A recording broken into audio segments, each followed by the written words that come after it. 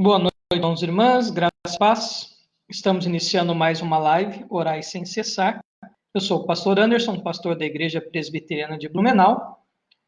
E hoje, terça-feira, dia 28 de abril, estamos ainda em regime quase que total da quarentena, algumas atividades voltando com algumas restrições à normalidade. Amanhã nós teremos uma nova reunião do Conselho para deliberar sobre a volta dos cultos. E assim que tivermos um parecer, passaremos aos irmãos e irmãs. Neste primeiro momento, nós não teremos atividades online, atividades presenciais, somente as atividades online. Então, seja muito bem-vindo à página da Igreja Presbiteriana de Blumenau. Este é o Orai Sem Cessar e nós iniciaremos orando.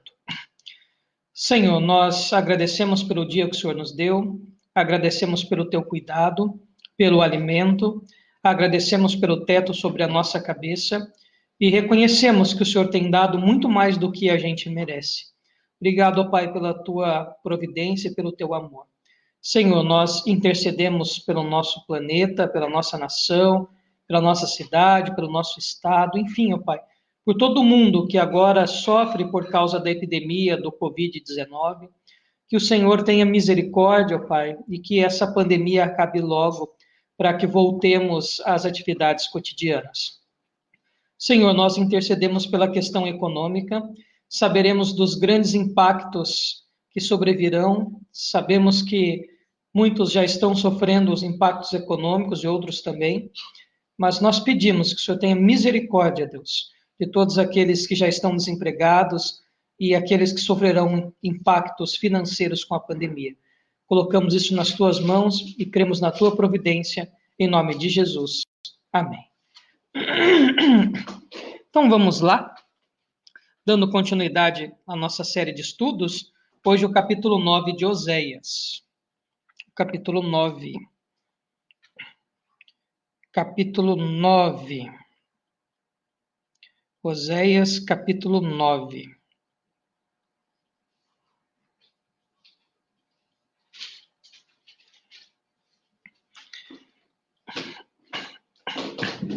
Oséias, capítulo 9.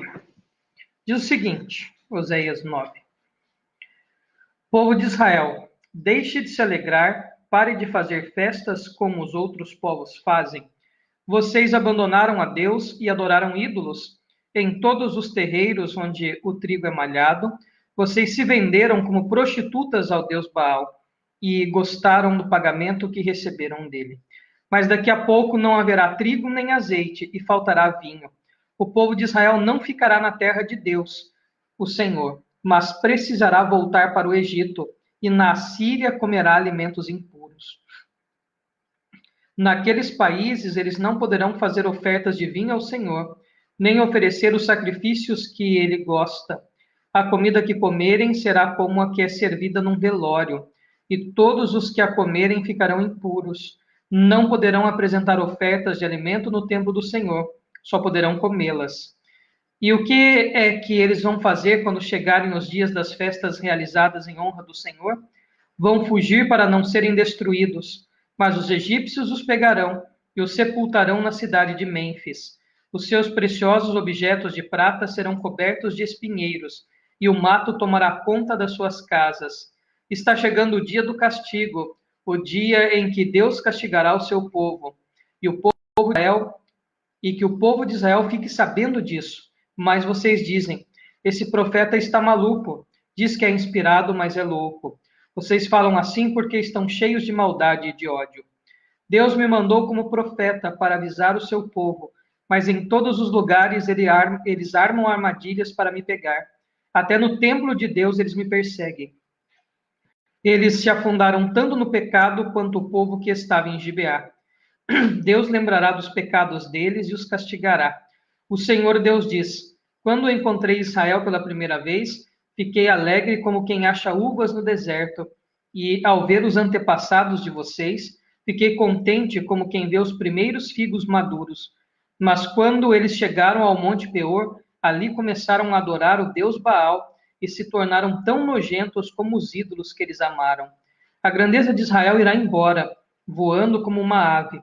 Não nascerão mais crianças, as mulheres não ficarão grávidas e não darão à luz. Ainda que criem filhos, eu os levarei embora. Não deixarei nenhum só. Ai desse povo quando eu me afastar dele. Eu via Israel como se fosse a cidade de Tiro, plantada num lugar agradável, mas Israel levará os seus filhos para serem mortos. Ó Senhor Deus, o que é que vais fazer com este povo?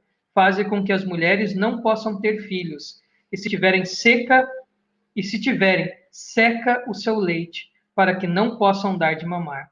O Senhor Deus diz: toda a maldade do povo de Israel começou na cidade de Gilgal, e foi ali que comecei a odiá-los. E por causa dos seus pecados, eu os expulsarei da minha terra. Daqui em diante não os amarei mais. Todos seus chefes se revoltaram contra mim.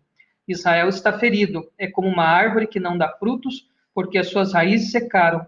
Mesmo que nasçam crianças, eu matarei esses filhos tão queridos.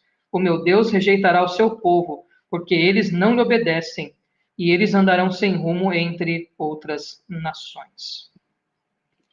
Uma coisa importante que nós temos que notar para a história do Antigo Testamento é que o costume da maioria das nações, eu não vou dizer de todas as nações, porque eu realmente nunca fiz um estudo nessa área, né?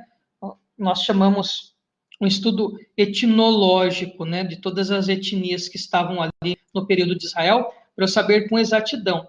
Mas a maioria dos povos em volta de Israel, contemporâneos de Israel, tinha uma cultura politeísta, ou seja, adoravam vários deuses. Adoravam vários deuses. Então, não tinha uma divindade somente. Era um panteão com vários deuses, e cada deus tinha uma função, inclusive em algumas culturas, até hierarquia de deuses, deuses mais importantes, deuses menos importantes, deuses que defendiam a humanidade, deuses que odiavam a humanidade, e etc. Em algumas mitologias antigas, né, deuses que traíam deuses, que etc. A coisa era bem estranha.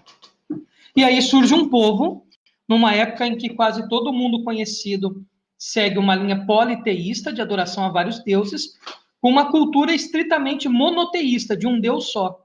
O único Deus é Yahvé, o único Deus é o Senhor, o único Deus a ser servido é aquele que foi revelado ao povo de Israel. Então, é um ponto fora da curva, é uma contracultura estranha à época. Veja, era unanimidade entre todos os povos à volta, a adoração a vários deuses. Aí vem um povo dizendo que existe um Deus só. Então, essa cultura monoteísta do povo de Israel, aí agora a gente pode usar a preposição errada. Ia de encontro, né? Porque quando fala assim, eu quero ir ao encontro, né? No português é sempre ao encontro, né? Porque se for de encontro, aí é um choque, né? Bate de frente. Então, realmente, aí bate de frente. Foi de encontro com a cultura vigente da época, né? Por quê? Era muito comum, estranho era ser monoteísta.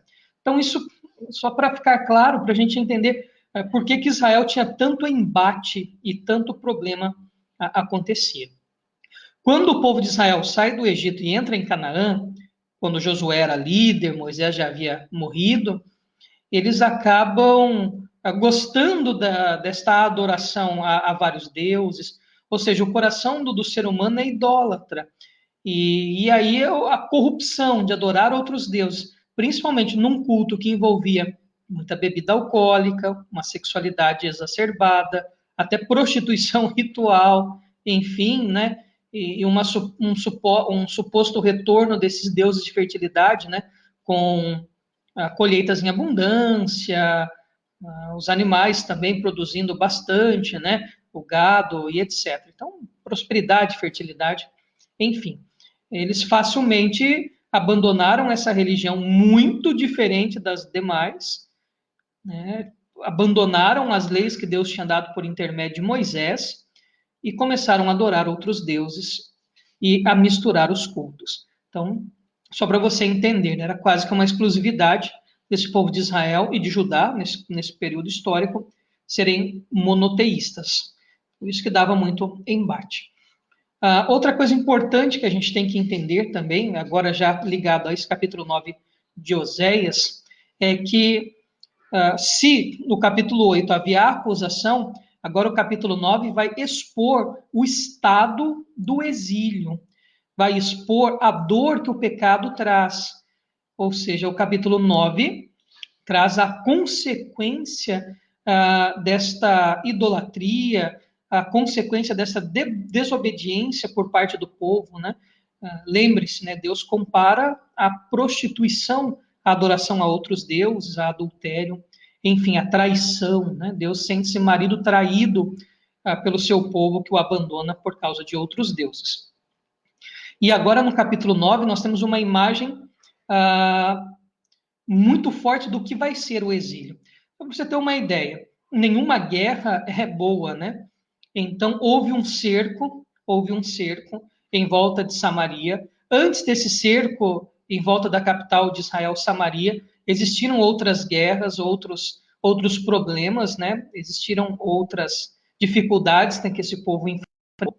Então, o cerco não foi assim, rapidamente, né? Deve ter começado uns 4 anos antes.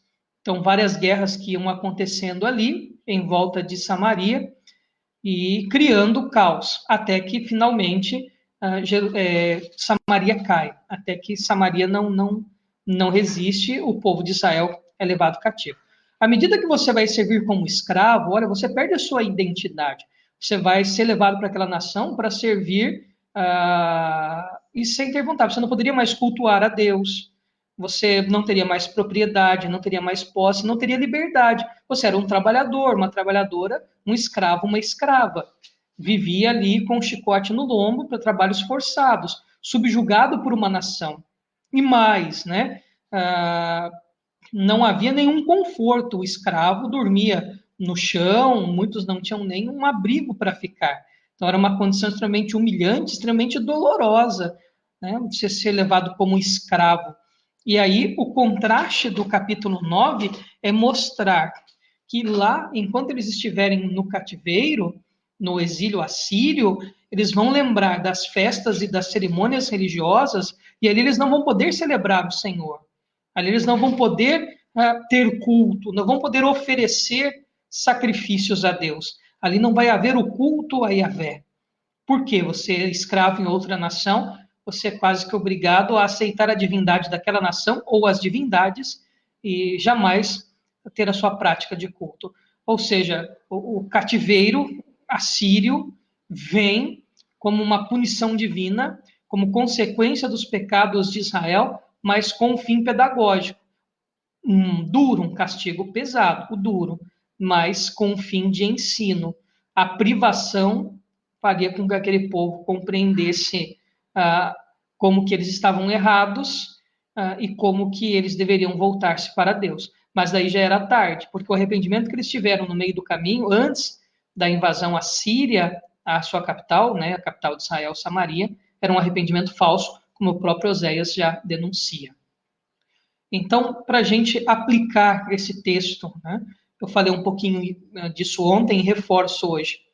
Os nossos pecados foram perdoados, sem sombra de dúvidas, sem exceção. Cristo perdoou os nossos pecados, mas nós continuamos pecadores. Como dizia Lutero, ao mesmo tempo que nós somos santos, ao mesmo tempo que nós somos justos, nós também somos pecadores, e por isso nós pecamos.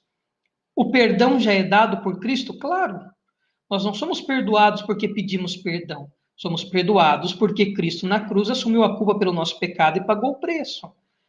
Mas é verdadeiro também aceitar e assumir a responsabilidade. Apesar do pecado ter sido perdoado por Deus, através de Cristo e da sua obra de salvação, nós sofremos todas as consequências do pecado aqui. Não sofremos a pior delas, que é a morte eterna, a condenação eterna.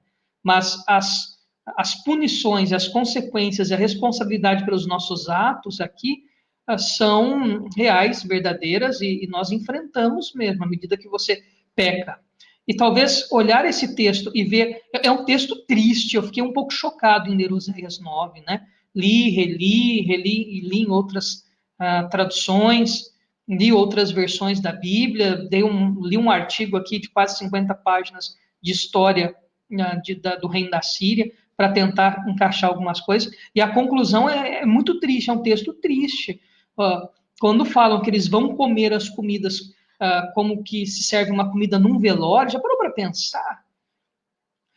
Os festivais de Israel, os festivais a Deus, o Senhor, eram festas animadíssimas, com música, com dança, o próprio sacrifício que era ofertado, né? A parte do sacrifício não era totalmente queimado, então voltava uma parte, a família comia, né? O churrasco, ali, a carne assada. Era um tempo de celebração, um tempo de adoração, mas também de celebração, de alegria. E agora dizer que esses rituais, essas cerimônias, essas festas religiosas de Israel, que eram tão felizes, se torna como quem serve comida num velório.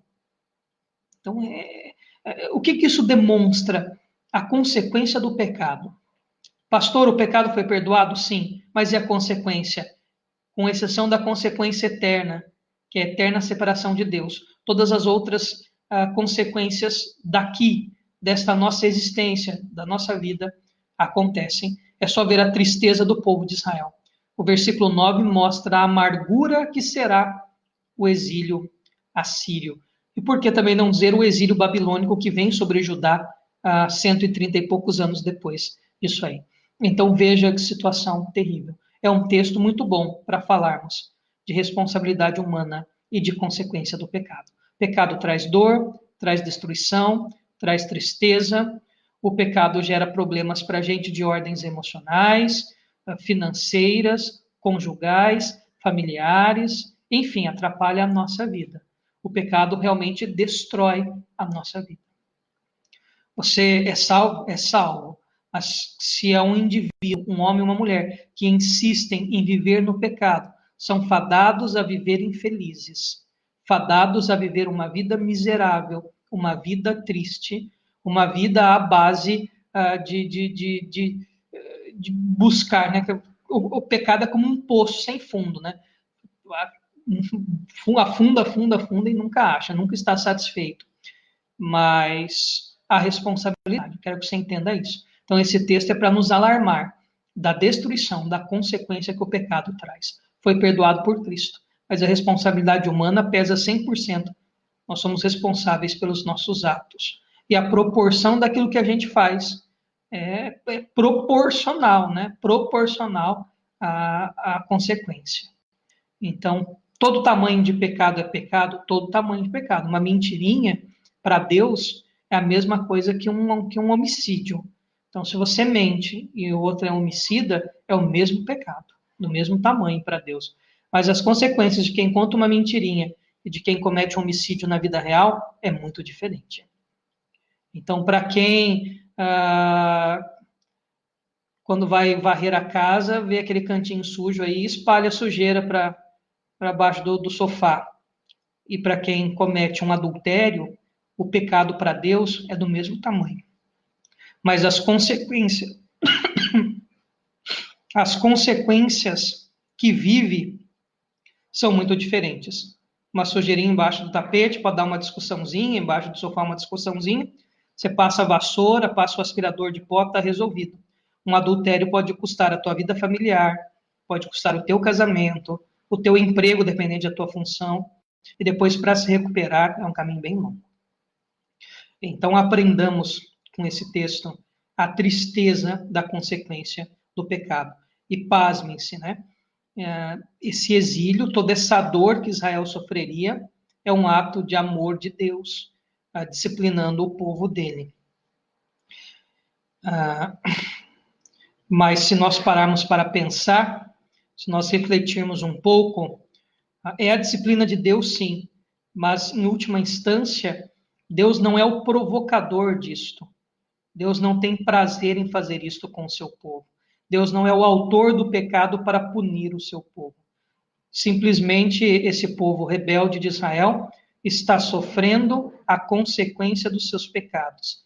É a responsabilidade humana e a soberania divina. Se Deus não quisesse punir, não teria punido, de fato. Mas veja a punição de Deus. Não é Deus lá planejando de maneira malvada. Agora eu vou pegar esse povo e vou ser muito... Mas se nós vermos toda a dinâmica do texto, na verdade, Deus é gracioso. Porque apesar do exílio assírio, lembre-se, no texto ele é Oséias e nós somos Gomer. Ele ama a esposa prostituta e adúltera e a traz de volta para casa. Então, esta punição, esta permissão de Deus, nesta punição, nessa ação pedagógica de Deus para ensinar o seu povo, não podemos jamais tirar a responsabilidade humana.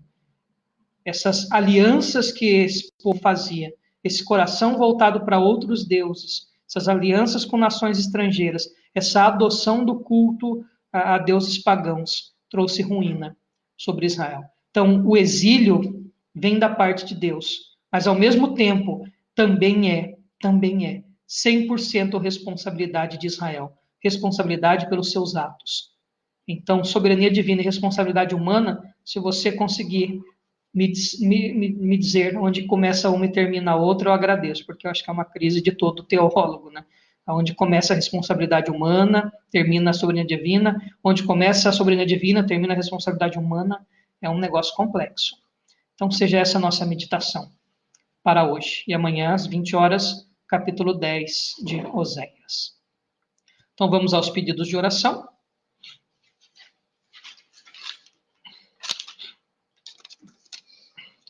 Vamos lá. Nossa irmã Duza Romeiro pede oração pelos profissionais de saúde. A minha esposa Aline pede oração para os membros da Igreja Presbiteriana de Blumenau. Agradece a Deus pela família e pede proteção a todos, especialmente a Gisele, Daiane, Leandro e a tia Dita, que são os primos, e a tia dela, que trabalham na área de saúde. A nossa amiga Meilene pede pela família e pelas pessoas em situação de vulnerabilidade. E principalmente nesse tempo de coronavírus, de máscara, né? Quem que está levando máscara, álcool, gel, sabão nos guetos e nos cantões do Brasil, né? Uma preocupação que realmente está no coração de todos. Então, vamos orar. Vamos ver se não tem nenhum outro pedido que apareceu para mim, que não apareceu para a Aline.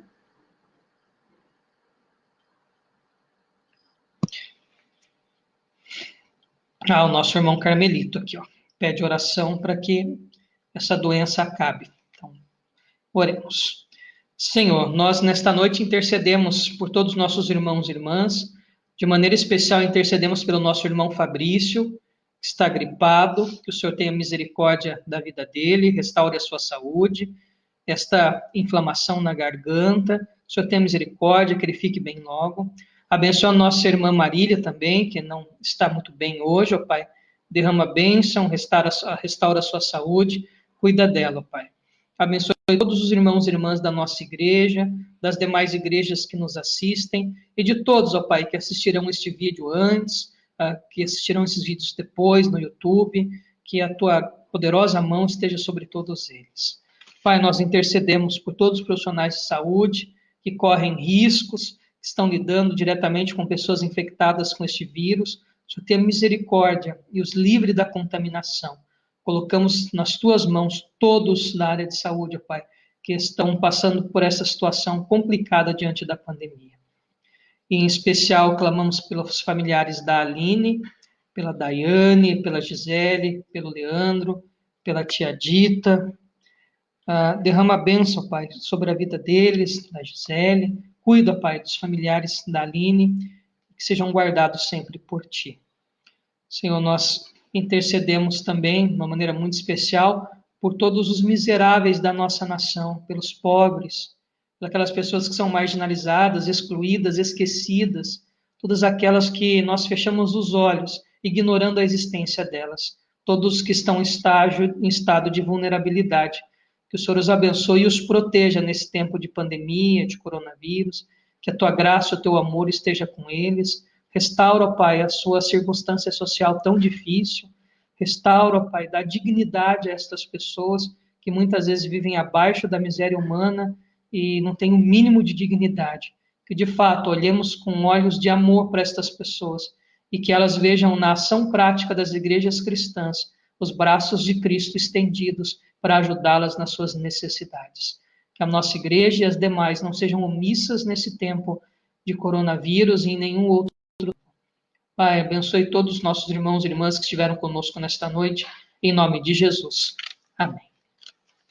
Mandar os nossos abraços aqui.